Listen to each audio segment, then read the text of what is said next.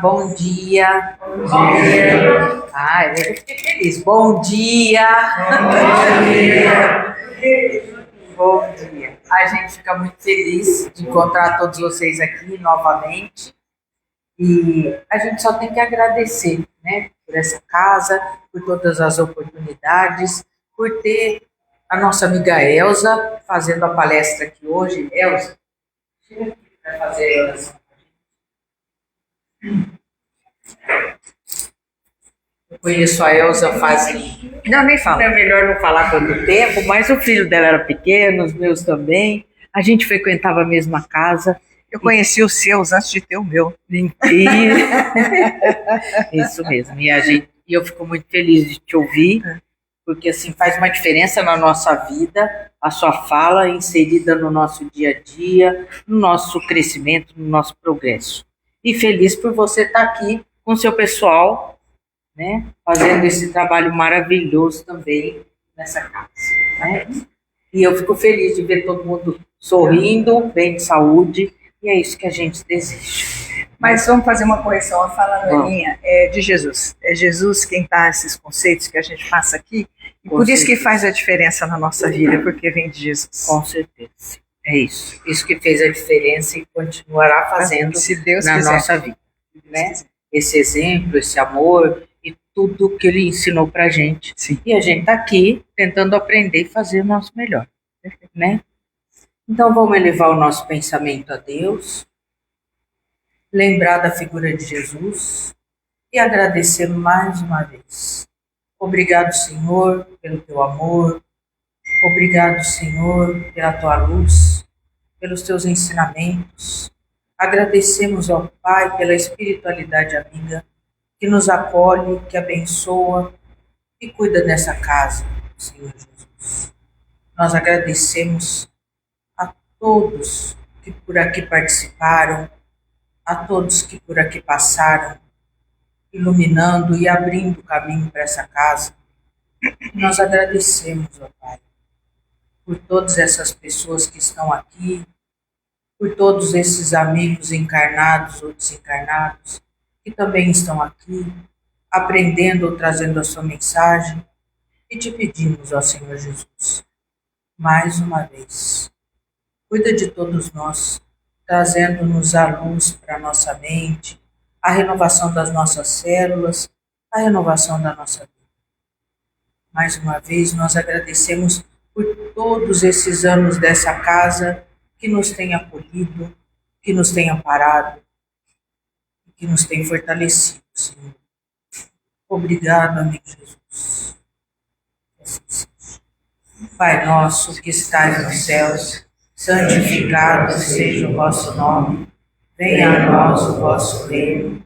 Seja feita a vossa vontade, assim na terra como nos céus. O pão nosso de cada dia nos dai hoje. Perdoai as nossas ofensas, assim como nós perdoamos a quem nos tem ofendido. E não nos deixeis cair em tentação, mas livrai-nos e guardai-nos de todo mal. Pois que é teu reino, o poder e a glória para Deus. Que assim seja. Lembrando que a gente está comemorando os 20 anos da casa, que sempre nos acolheu e sempre foi fazendo a diferença aí na nossa vida. E mais uma vez, obrigado por estar aqui. Eu agradeço o convite de todos, né? Representado pela figura do Flávio, Cláudia, linda, né? Para estar aqui, especialmente no mês de aniversário, para falar com amigos, né? Porque todos vocês já vivem no meu coração. De uma forma ou outra, vocês passaram pelo atendimento, vieram cuidar da saúde, falaram dos seus problemas, e acabei criando um laço muito forte com todos vocês. Algumas figuras me acompanham, né? Ou eu os acompanho há tantos anos dentro da doutrina espírita, e eu vejo aqui, trabalhamos em outras casas juntos, e isso foi muito positivo, porque laços muito fortes foram estabelecidos. Então, gratidão à Mãe Maria, coordenadora dessa casa atualmente, e não menos gratidão à irmã Sebastiana, que foi a mentora fundadora dessa casa, utilizando como instrumento a a mãe do Flávio, né? E depois da sua partida, ele teve essa coragem, um cristão verdadeiro, de realmente pegar a charrua e seguir o mestre, tentando arrebanhar o máximo de corações possível para os projetos que foram implantados nessa casa. Então, sempre que eu entro aqui, desde a primeira vez que eu entrei, eu senti que a minha casa de morada era aqui. E sempre dizia, estava em outra casa espírita, que um dia se eu precisasse sair de lá, ou se eu deixasse por algum motivo, o Amor e Fé seria a minha casa de coração. E realmente aqui estou, e dizem que palavra é vida, e se concretizou há um tempo já que a gente está junto nessa empreitada, formando um grupo único, trabalhando com o mesmo propósito, o mesmo princípio para Jesus. E quando Jesus arrebanhou os seus seguidores, todos nós sabemos que ele arrebanhou 12 apóstolos, 12 discípulos, né? Mas, ao passar por uma região, um homem do povo achou que era muito pouco, somente 12 pessoas para tocar aquela proposta de Jesus, que isso não faria jus à beleza da doutrina de Jesus. Então, os Espíritos contam que esse homem, que tinha muitos amigos, saiu e arrebanhou uma multidão de 500 pessoas. E essas 500 pessoas, quando ouviram falar de Jesus, quiseram segui-lo. E vieram, então, todos animados e chegaram e falaram: olha, Jesus, o senhor poderia falar mais um pouquinho do seu projeto?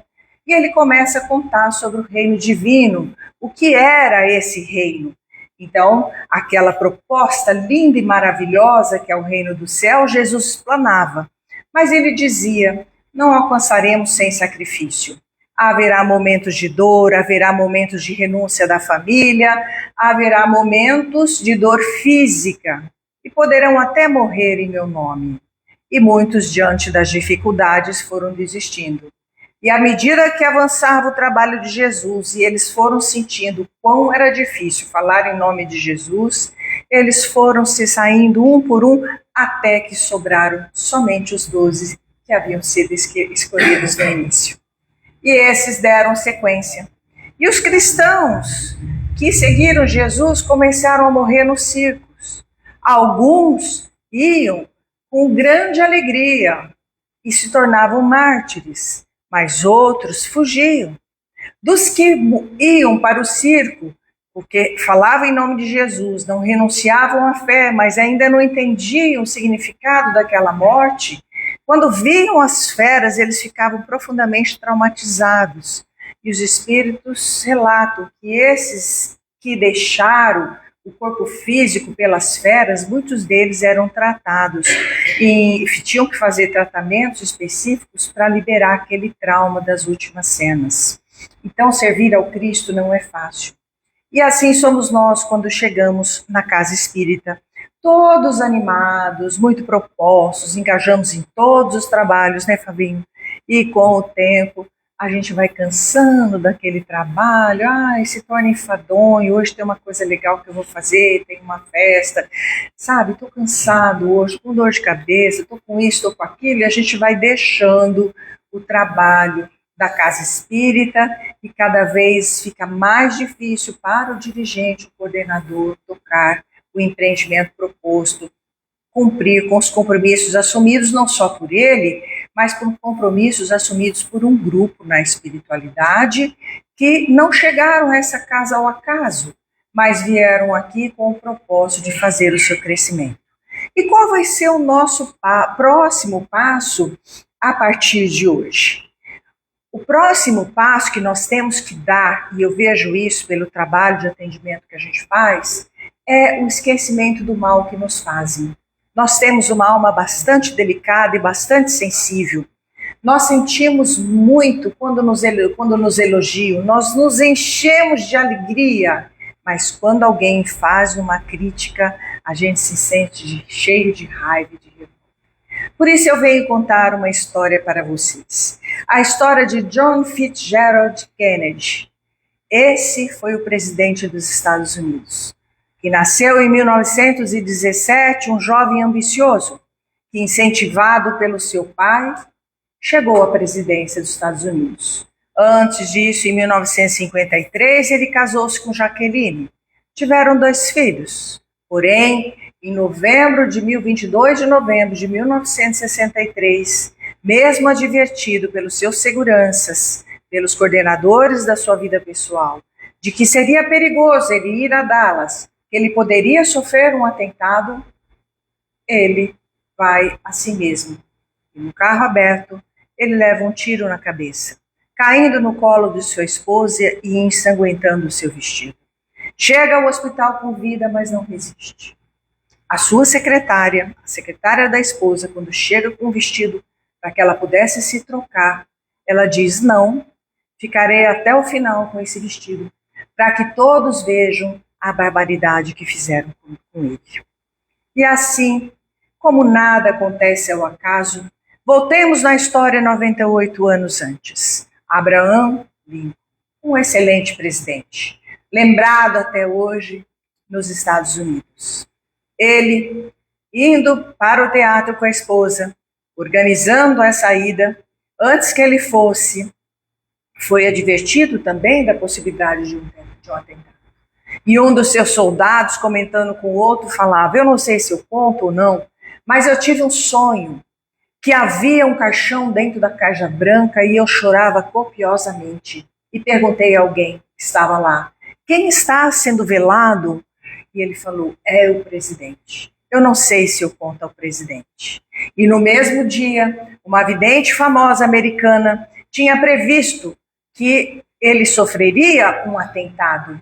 Escorre a Casa Branca, mas quando ela chega lá, a carruagem já tinha sido deslocada para o teatro com a esposa. E no meio do evento, ele leva um tiro e cai no colo da sua esposa. Como nada passa sem justiça e a vida continua, 60 anos depois reencarna John Kennedy, que vem a sofrer a mesma consequência. Mas Lincoln, quando ele desencarna, a hora que os benfeitores vêm recebê-lo, ele, que era um espírito bom e com um certo grau de evolução, pediu aos benfeitores que eu não ascenda ao plano espiritual antes de receber o meu assassino. E 12 dias depois, exatamente, dia 26 de abril de 1900 e... esqueci. Do dia 26 de abril, que eu gravei foi a data da diferença de 12 dias. Ele recebe aquele que o assassinou, que tinha sido alvejado então pelas forças. E aí o assassino, quando acorda no plano espiritual, vê o Lincoln na sua frente. Ele vê o Lincoln na sua frente, ele toma um susto. Fala: nossa, o homem que eu matei está me recebendo? E Lincoln diz que o perdoa. E assim, como a vida não cessa, analise hoje em seu coração quem é que você tem mágoa. Quem é que te falou alguma coisa que você não gostou? Isso acontece muito dentro da casa espírita.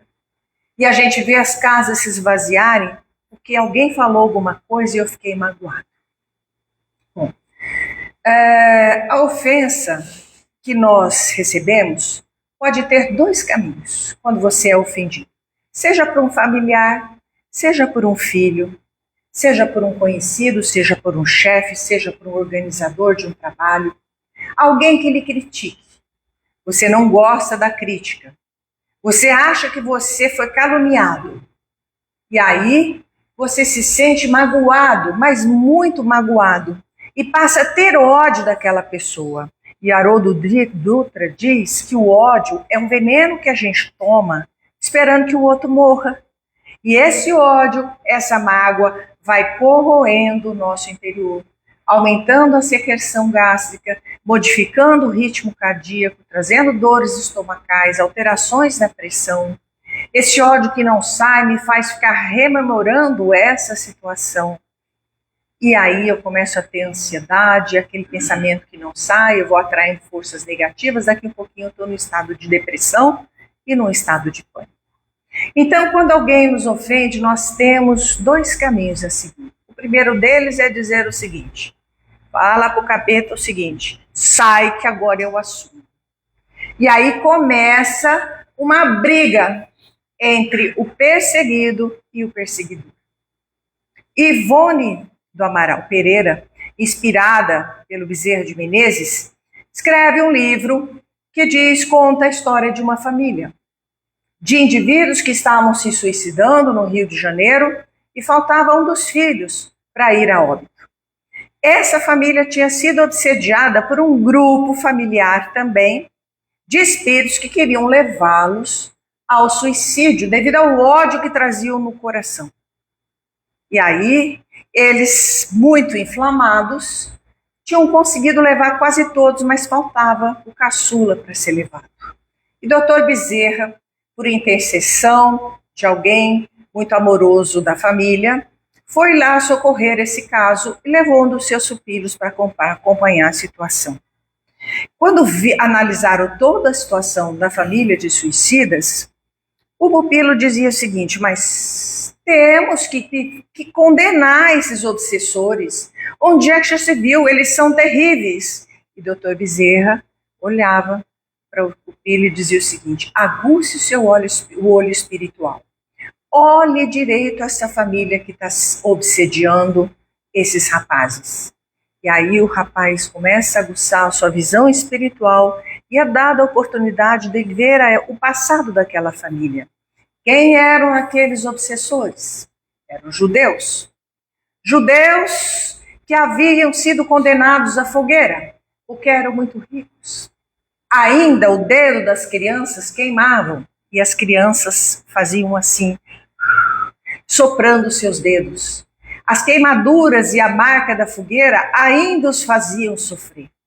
E quem foram os inquisitores que os condenaram à fogueira? Aqueles que hoje estavam sendo obsediados e conduzidos ao suicídio. Não só pela fortuna, mas havia uma filha muito bonita. E essa moça, então, foi cobiçada por um daqueles que queriam acabar com esses judeus. E ela, submetida a tamanha violência, também foi condenada à fogueira. Porém, ela foi a única que perdoou. E ela se destacou daquela corrente de ódio.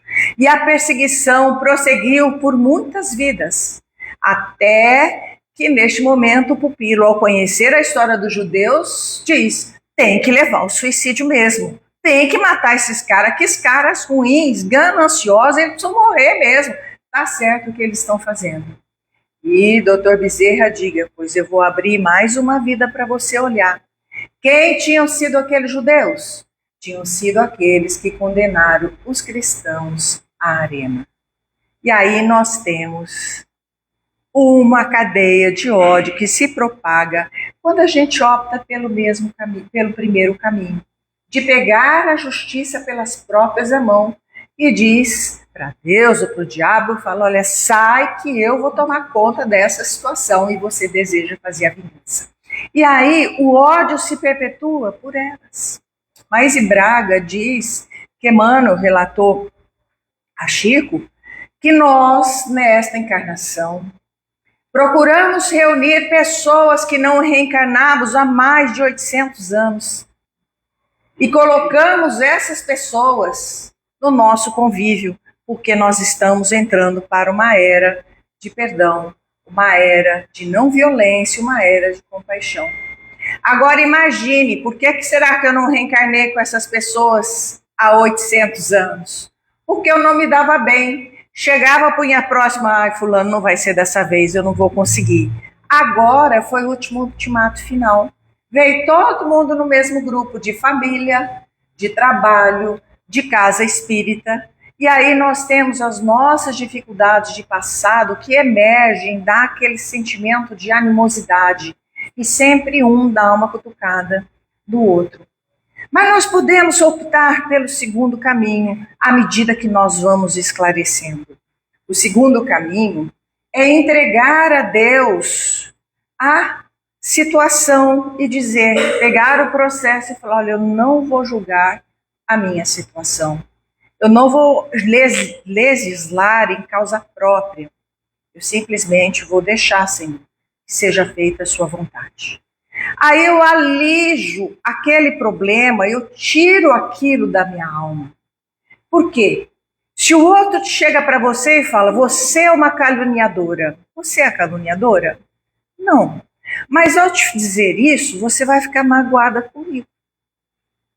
E aí você vai ter raiva de mim. Toda vez que você lembrar de mim, você vai esquecer todo o nosso relacionamento bom que tivemos e você vai ficar com raiva da minha pessoa.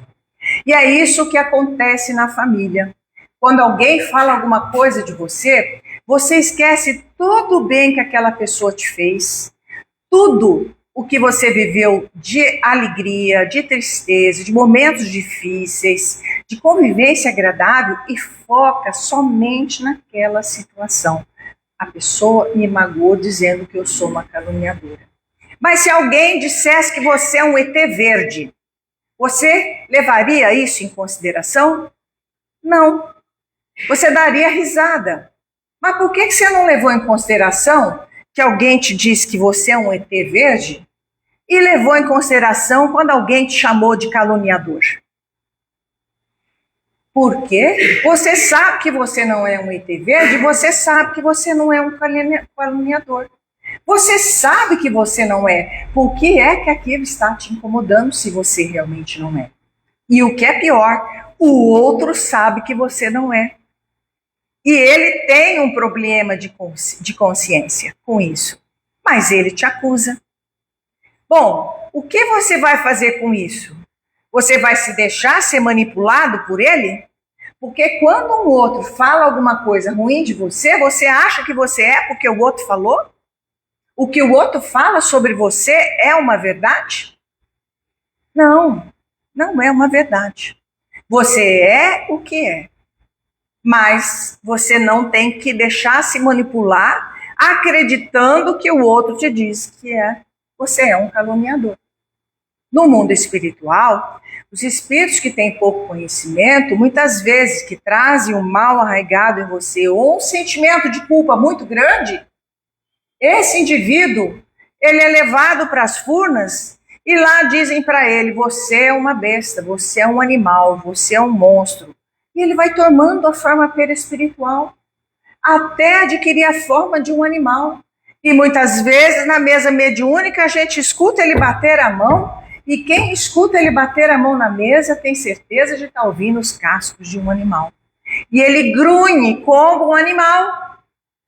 Então, foi uma indução mental, ele se deixou ser dominado pelo outro.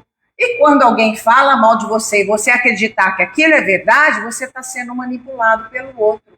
E o outro está se divertindo com isso, porque está tirando a sua paz. E ninguém pode roubar aquilo que você conquistou, que é a sua paz. Não se permita ser violado dessa forma.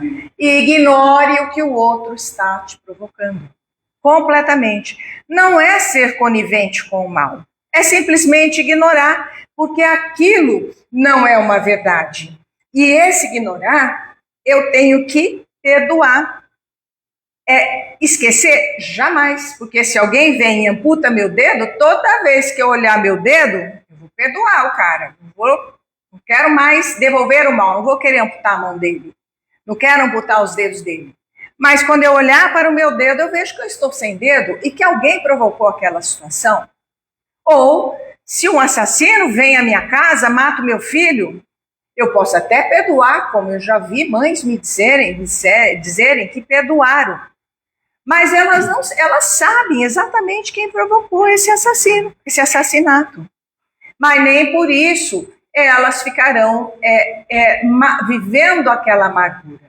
Porque quando você fica lembrando o evento a todo instante, porque me falou isso. Eu conheci uma senhora que teve um problema de traição com o marido.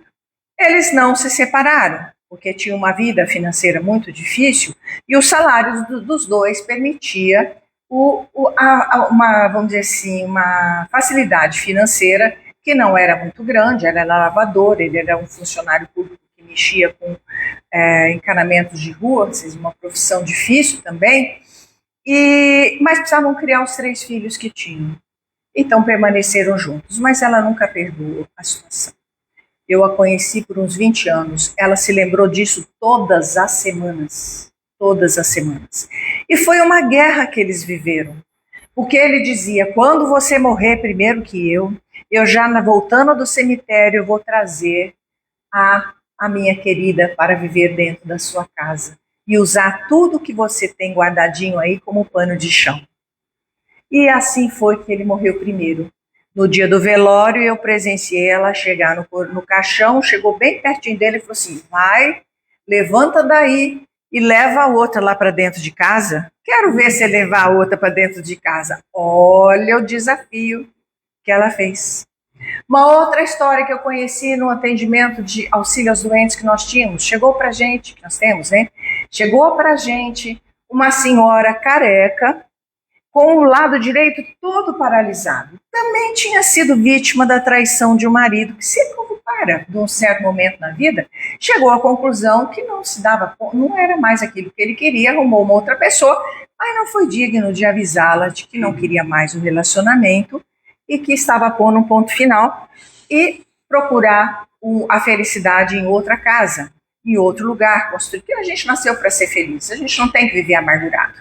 E aí ela não perdoou, porque caracterizou uma traição enquanto estavam casados, ele tinha uma segunda família. Bom, ele veio a óbito.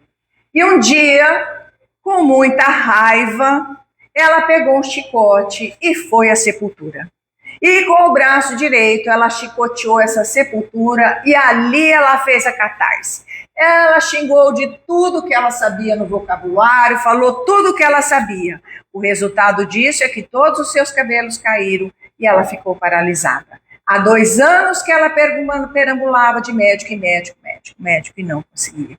E ela chegou lá pra gente, para ser tratada. Foi tratada. Foi proporcionado um encontro na espiritualidade para que ela encontrasse o desafeto e fizesse as pazes. Isso surtiu um bom resultado, porque ela voltou a movimentar os braços e quando ela recebeu o alta, ela retirou a peruca e mostrou todos os cabelinhos compridos assim, que já estava surgindo na cabeça. Então o perdão, ele traz alívio das nossas dores, enquanto que o ódio nos atrela àquela criatura, de uma forma tão forte quanto uma pessoa apaixonada, porque quando a gente está apaixonado, a gente lembra da paixão. Lembra quando você conhecia a Claudinha? Ah, Claudinha, toda hora, vou ligar para a Claudinha, já tinha telefone naquela época, celular, né? Vou ligar para a Claudinha, e vice-versa, vou ligar para o Flávio. E assim era aquela paixão, que eu espero que continue. Mas, quando você odeia, é a mesma coisa. Toda hora aquela criatura vem no seu pensamento. Então a gente precisa mudar, porque nós estamos aqui para dar o passo em direção a Jesus. Ou vamos fazer parte daqueles 500 que foram embora? Porque se a gente não refletir Jesus, nós não estamos seguindo Jesus. Não estamos fazendo a sua proposta. E Jesus usava muito bem o verbo perdoar, de diversas maneiras. Vem do latim. Per significa além de, a mais, excesso, né? E donare significa dar. Então, perdoar é além de, eu vou dar além. E Jesus dizia o seguinte, se alguém lhe bate numa face, você vira e dá a outra. A primeira você aceita por obrigação e a segunda você faz por amor. Quando alguém lhe te obrigar a dar 1000 passos, você dê 2000. Os primeiros 1000 você dá por obrigação. Os segundos 1000 você dá por amor. Então, é doar e ir além. É perdoar e ir além. Fazer ao outro aquilo que você gostaria que fosse feito com você. Quantas vezes nós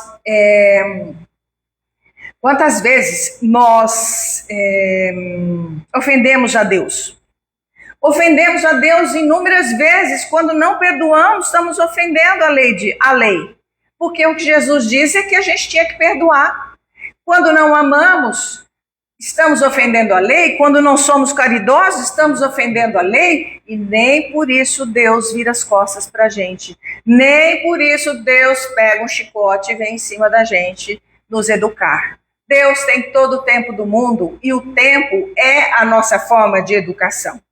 Quando eu perdoo, eu dou o direito de o outro ser aquilo que ele é. Você não pode esperar que uma árvore que dê maçã vá dar abóboras, porque ela só vai dar maçãs e não abóboras. Então, quando o sujeito te dá, te calunia, o sujeito te provoca, o sujeito te xinga, é problema dele, porque ele só tem aquilo para dar. Você não, você tem coisas melhores para dar, porque eu acredito que você está semanalmente numa casa espírita, que semanalmente você faz as suas preces, que você se lembra de Jesus e que você é uma pessoa que está querendo evoluir. A ofensa, ela depende muito do estado de humor que nós recebemos. Então, se eu estou numa situação de bom humor, a pessoa chega e fala, você é um caluniador, você cai na risada e fala, inventa outra, e considera aquilo como uma babaquice e segue a sua vida sem se importar. Mas se você acordou de mau humor, você é tomado de uma fúria infinita. Ah, mas eu não posso ter fúria? Pode. Posso ter raiva? Pode. Por quê? A raiva e a fúria ainda estão lá dentro do centro da sua cabeça.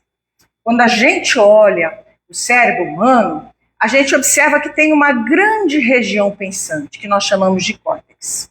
E bem no meio do cérebro, tá? Acima do céu da boca, aqui, cruzando com as orelhas, bem lá no centro do cérebro, você tem uma região chamada sistema límbico, que é um sistema que controla as nossas emoções. Ali controlamos a saciedade, controlamos a fúria, controlamos o amor, a raiva, as compulsões, os desejos.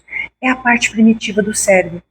Se comparamos o cérebro humano com o cérebro dos répteis, dos gatos, dos cachorros, a gente vai ver que nesses animais o córtex é bem reduzido, que é a parte pensante. E esse meio, o sistema límbico, é super desenvolvido. Então, quando estamos na faixa animal, a gente está recrudescendo isso, evoluindo isso à medida que fomos para a espécie humana.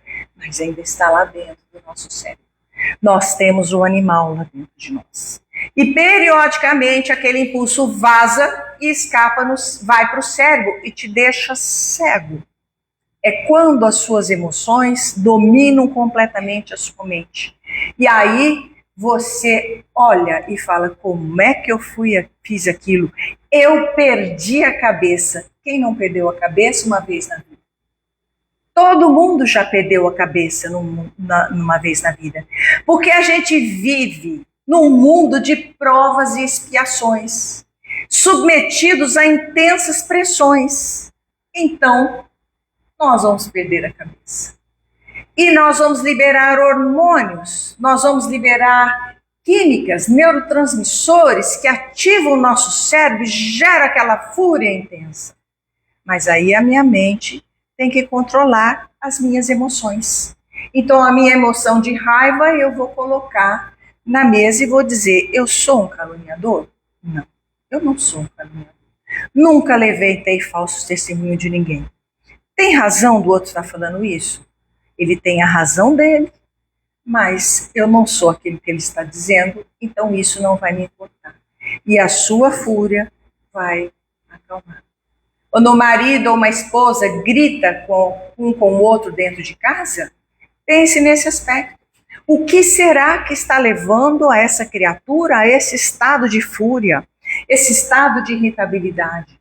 E você vai olhar que é um problema financeiro, é um problema afetivo que está conflitando o filho ou o próprio relacionamento. E ainda vai ver que às vezes é um problema de saúde ainda que não foi revelado.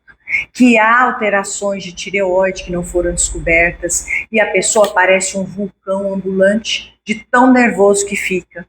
Então, há atenuantes para todas as situações, porque nós estamos... Mas assim, quanto melhor você é, Sim, sim, porque janela é janela de vida que leva pedra. A todo instante. Então, por isso que o estudo, a palestra, a oração, ela deve fazer parte de um escudo que nos vai proteger. Um dia perguntaram para Chico, falaram assim, Chico, macumba pega? Ele falou, olha, nós somos uma parede. Se todos os tijolos tá? Quer dizer, o xingamento pega, vai te fazer mal, dizer alguém te falar, eu quero que fulano morra, será que vai morrer mesmo? Se fosse assim, os presidentes de república já tinham todos mortos no mundo, né? Então, vamos pensar o seguinte, a gente é uma parede, deve ser com os tijolos bem juntinhos. Se nós tivermos buracos nessa parede, ou seja, está faltando virtude onde a gente está com aqueles buracos, uma hora que alguém fique atacando, passa e acerta. Portanto, quando você corrige o seu proceder, quando você faz a sua oração e pede ajuda dos benfeitores, eles estão em peso. Eu digo que nós temos várias esferas de proteção. Primeiro é o espírito amigo, o anjo da guarda, se você preferir, a quem foi destinado o nosso cuidado assim que abrimos o nosso olho na face da terra. O mentor provavelmente chegou a ele e disse o seguinte, eu estou te encaminhando essa criatura para você. E você vai cuidar dos passos dela. É o primeiro que está mais próximo de você. Depois tem o seu mentor amigo, que é o que cuida das suas questões espirituais. Depois tem os seus parentes que ficaram na espiritualidade dizendo, vai que você consegue, vai que você vai conseguir. Já é uma terceira esfera e tem seus pais, tem os seus orientadores na Terra. Então você é cercado de uma multidão de pessoas que querem o seu bem, mas você tem que sintonizar com isso. Então você tem que selecionar pela sua onda mental aquilo que vai te fazer bem e aquilo que não te faz bem. A pessoa não te faz bem, se afaste. Amai os vossos inimigos. Vocês viram escrito em algum lugar que é conviver com seus vossos inimigos? Momento nenhum. É não desejar-lhes mal, deixar que eles estejam no estado evolutivo que eles escolheram. Isso é uma forma de respeitar o semelhante, porque Deus poderia ter nos criado todos perfeitos, mas criou simples e ignorantes. No entanto, a lei que é mais respeitada pela espiritualidade é do livre-arbítrio. Eu quero pegar uma arma e dar um tiro no presidente Kennedy, por exemplo.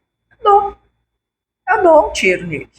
Mas o que será que essa criatura não passará numa vida futura?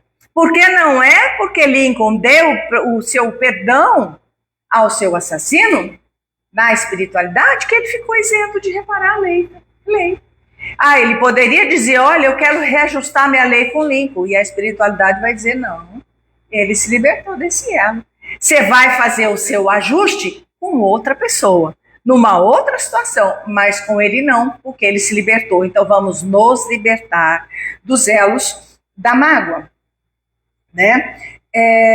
Maria Modesto Cravo mostra pra gente que perdoar não é esquecer, e sim trabalhar.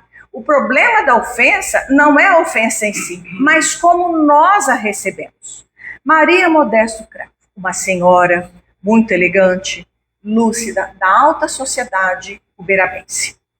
Ela começou a levar choques. Toda vez que ela tocava um objeto de metal, ela levava um choque e caía para trás. E começaram a ficar preocupados, porque ela tomava tanto choque e caía tanto, levaram a ela um psiquiatra espírita, Inácio Ferreira. Doutor Inácio Ferreira diagnosticou que era um evento de paranormalidade. E Euripides comunica, então, através dela, dizendo que ela precisaria trabalhar essa questão mediúnica e desenvolver essa qualidade que ela tinha trabalhando em relação aos pobres. Mas não teve dúvida. Imediatamente ela saiu da catedral onde ela servia e foi conhecer profundamente a doutrina espírita e trabalhar pelos pobres.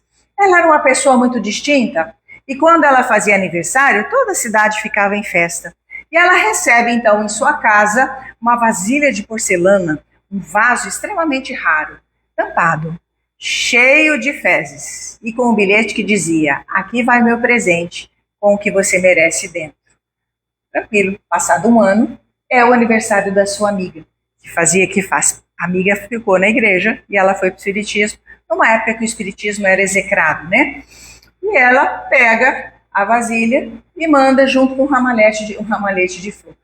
E diz para a amiga no seguinte bilhete, estou devolvendo a sua vasilha de porcelana rara, mas também um ramalhete de flores. O conteúdo que você me enviou dentro, eu derramei sob a haste de uma roseira e hoje lhe envio o produto do seu presente para você. Então, como é que a gente recebe a ofensa. E o que nós vamos fazer com isso? Vamos transformar em uma coisa boa. Se a sua filosofia de vida você quiser passar para a criatura, pode passar. Mas não espere que ela vá acatar. Porque tem encarnação que é sementeira. Vocês não vão ver fruto.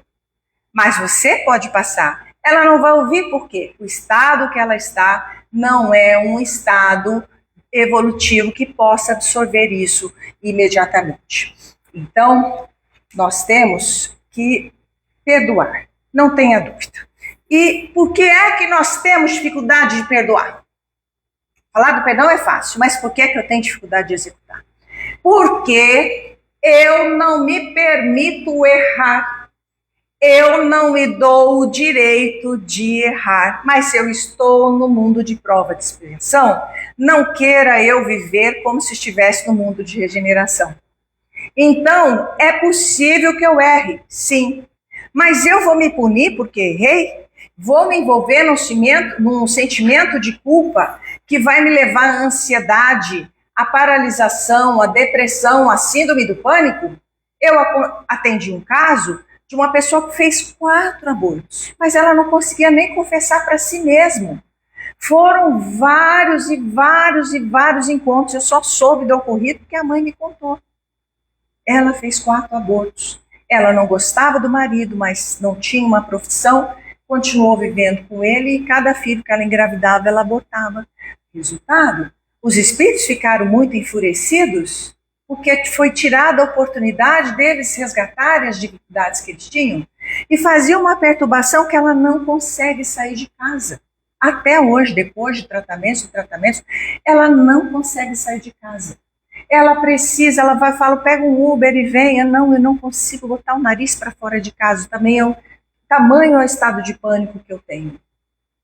Então, a pessoa coloca-se num pânico. E eu perguntei a ela, quando consegui extrair a confecção, né, vamos dizer assim, a conversa, você faria novamente? Ela falou, jamais, jamais eu abortei. Eu falei, pronto, minha filha, você já aprendeu a lição. Levanta e segue, porque a vida continua. Segue, porque você foi no momento de ignorância que você praticou tal ato. Se liberta dessa situação. Porque Jesus na cruz falou o quê?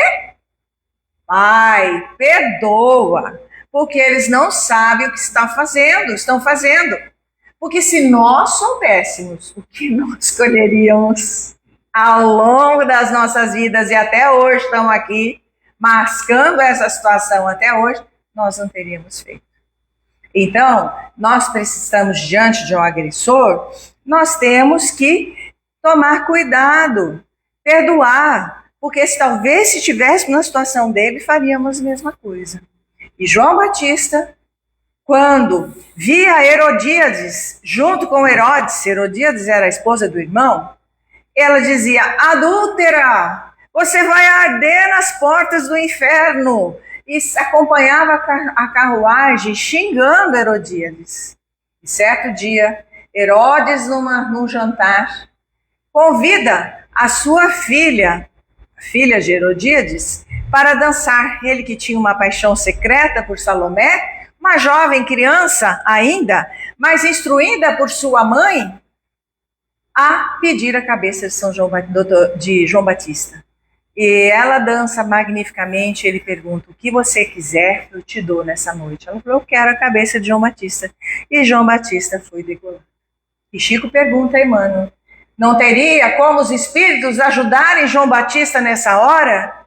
E Emmanuel responde, ele poderia ter ser ajudado, não instigando o ódio, não precisava ficar gritando na rua que ela é uma adúltera toda vez que a carruagem passava. Então, nós devemos ter cuidado com aquelas críticas que vamos fazer aos nossos semelhantes, porque daí pode surgir uma ira, uma vez que o outro não está em condição de absorver essa crítica e entender que ele não é aquilo que está sendo dito, e essa ira gerar uma animosidade por séculos e séculos, e por isso que nós estamos juntando de 800 anos atrás aquelas pessoas que tivemos dificuldade e estamos convivendo com ela nessa última fase de transição da Terra. E vamos guardar então, no dia de hoje, o que o Evangelho nos diz. Purificai vossos corações. Não consintais que nele demore qualquer pensamento mundano ou fútil. Elevai o vosso espírito àqueles a quem chamais, a fim de que possam, encontrando em vós as disposições necessárias, lançar em profusão a semente que deve germinar em nosso coração e nele gerar os frutos da caridade e da justiça. Isso está no Evangelho segundo o Espiritismo, no capítulo 17, item 10, que foi ditado por um espírito em Bordeaux em 1863. Possamos nós ter o alto perdão para conosco mesmo, entendendo que ainda somos falhos. Mas vamos entender por que erramos e como podemos corrigir. É possível corrigir o nosso deslize com o semelhante, o façamos. Peçamos desculpa, porque o mais humilde, não importa quem tem razão, é aquele que pede perdão. Então vamos exercitar o ato de humildade. E se ofendemos qualquer um dentro de casa, fora de casa, vamos pedir o perdão. Se o outro aceita, é problema do outro. Mas nós faremos o nosso auto-perdão, lavando o nosso coração dessas sujidades todas que nos magoam e que nos desviam do foco de servir Jesus, para que possamos ser contados entre aqueles que realmente o servem. Jesus nos abençoe a todos e grato pela atenção de vocês. Queria que meus alunos fossem assim, viu? Tudo quietinho. O grande problema é que nós achamos que o perdão é para o outro.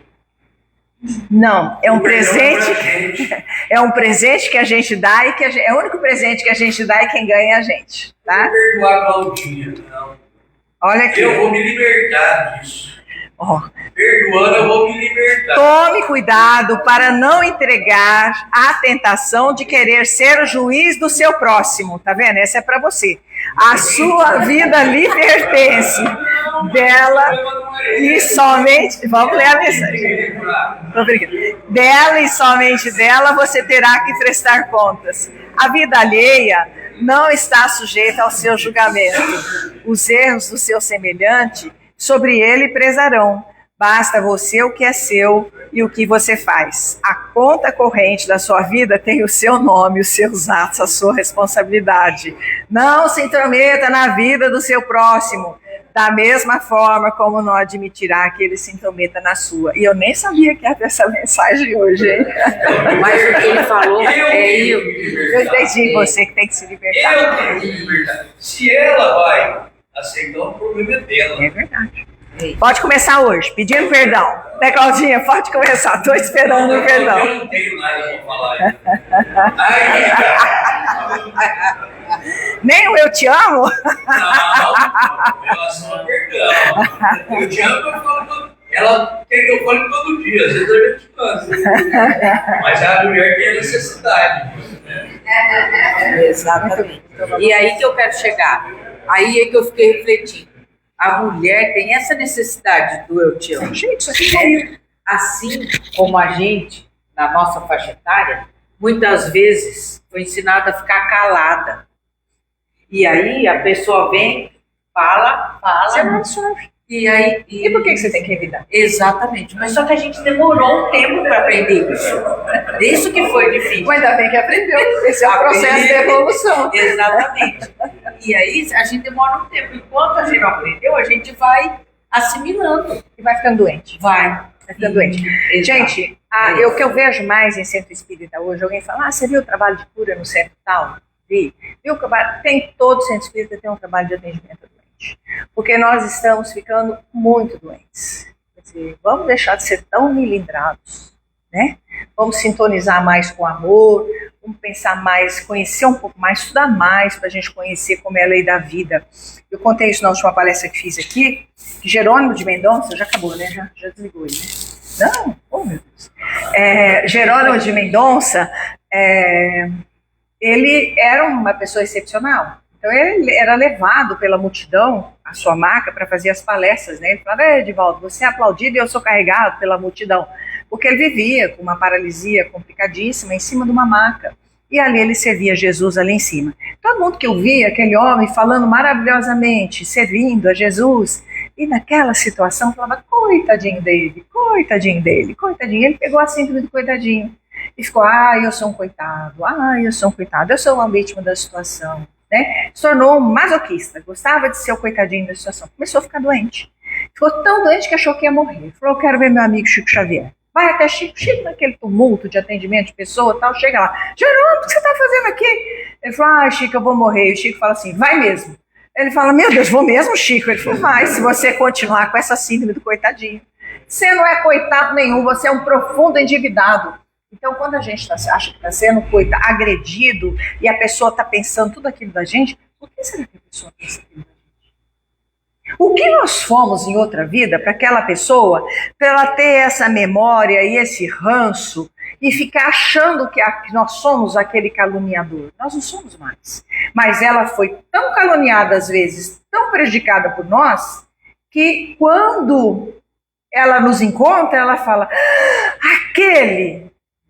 E vem toda aquela emoção ruim. A gente encontra uma pessoa e diz o seguinte, olha, eu não gosto daquela pessoa, não sei porquê. Tudo que eu vou fazer com ela não dá certo. É uma pessoa ríspida. Aquele desencontro. Então, mas nós não somos coitadinhos. Aqui ninguém apanha sem merecer, tá? Por quê? Ele fala, mas o pessoal me xingou, tá toda feliz. Ele falou, quem semeia o mal tá rindo. Quem semeia o mal ri. Vocês já viram quem semeia o mal chorar? Não, eles estão rindo. Chora quem colhe. Na colheita todos nós choramos. Bom? Por isso que aí a gente volta lá, por isso que é importante a gente nos perdoar, né? Sim, e se o outro está falando da gente, então a gente nos perdoa. Errou. Por que eu errei? Exato. Eu queria errar? Não queria. Então eu sigo adiante. Nada, nunca parar na culpa, porque a culpa atrai obsessão e congela e traz doença. Nada, sigamos. Sempre haverá uma oportunidade de reparo. Bom? Muito obrigado. Sabe, segundo ele esclareceu para o historiador, porque no dia que ele morreu, caindo no lago e o gelo se fechou ao pescoço. Então, já pagou aqui mesmo.